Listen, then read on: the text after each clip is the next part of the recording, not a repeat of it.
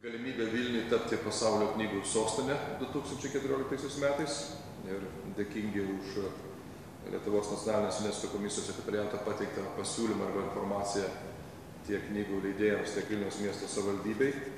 Ir matyt būtų gerai apsitarti, nes tokios misijos miestas vienas be palaikymo negalėtų imtis ir aišku, kas kokią rolę čia turėtų vaidinti. Ir matyt, galbūt šiandien galėtume apie tai padiskutuoti. Labas rytas.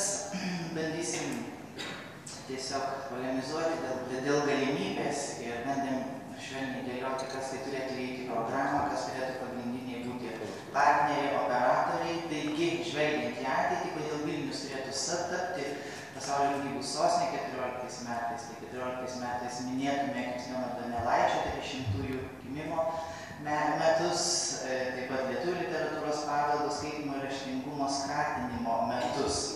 Projektu galbūt būtų siekiama skatinti skaitymą, populiarinti knygą, populiarinti lietuvių literatūros paveldą, įtakoti knygos prieinamumą visuomeniai, rengti knygų sektorių specialistams svarbius mokymus.